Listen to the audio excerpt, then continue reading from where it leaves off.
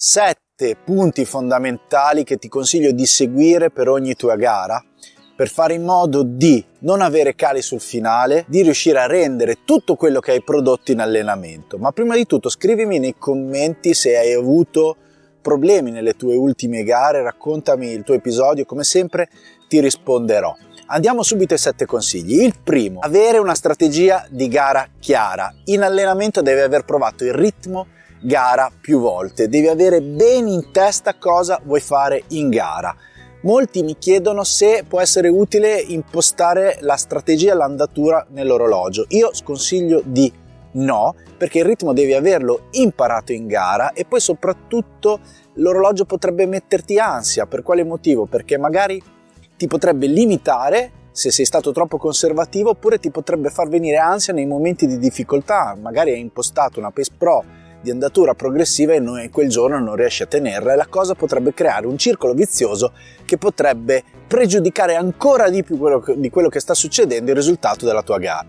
Questo perché in gara, per quanto tu sia allenato, i momenti di fatica accadono. Succede spesso che a metà della gara o subito dopo la metà, per cali di concentrazione, per una capacità di non sopportare la fatica, ne parlo ampiamente nel secondo capitolo del mio libro, si ceda un po' sul ritmo. Non sto parlando di tracollo, sto parlando del fatto di non riuscire al ritmo che si potrebbe tenere.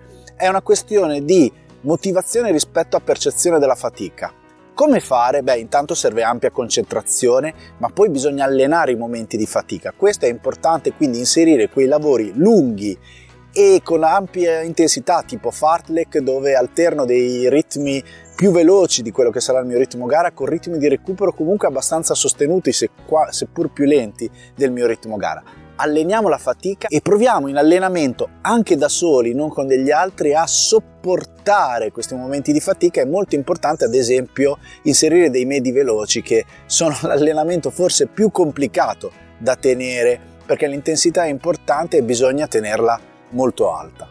Sappiamo poi che l'energia è fondamentale, dobbiamo mantenere l'equilibrio energetico e le scorte di glicogeno sempre pronto, per questo dobbiamo integrare. Alleniamoci ad integrare, non arriviamo al giorno della gara che non abbiamo testato l'utilizzo di gel o di barrette, ma alleniamoci in allenamento, scusate il gioco di parole, ad utilizzare i gel, e facciamolo quando? Non con delle pause lunghe dove prendo tranquillamente il gel e riparto, magari le prime volte sì, ma ad esempio inseriamoli in fasi veloci, in un lunghissimo intenso, nelle ripetute intense. Se imparo a bere e ad assumere i gel quando il mio fisico è sotto stress, poi dopo in gara probabilmente non avrò problemi. Non partire forte è uno dei consigli che avrei sentito dire di più.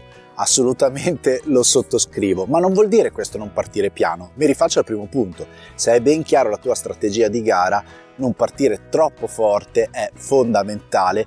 Perché? Perché se parto troppo forte la richiesta di ossigeno è subito alta, le scorte di glicogeno finiscono facilmente, le fibre muscolari che poi dopo andrò a richiamare nella seconda parte di gara sono quelle che richiedono ancora più ossigeno, e si innesca un circolo vizioso che non farà altro che farti calare nell'ultima parte di gara e probabilmente a volte anche proprio crollare finendo al traguardo camminando. Sempre nell'ottica di non esaurire più velocemente le scorte di glicogeno e non utilizzare più energie di quelle che servono, evita continui cambi di ritmo, cerca di essere costante nel ritmo, magari con una leggera progressione in crescita, ma quegli accelera, frena, oddio sto andando troppo forte, accelero, oddio sto andando troppo piano, aumento, questo ti farà consumare ancora più energie. Anche questo va allenato in allenamento con una fortissima sensibilità di ritmo. Non restare soli è importante.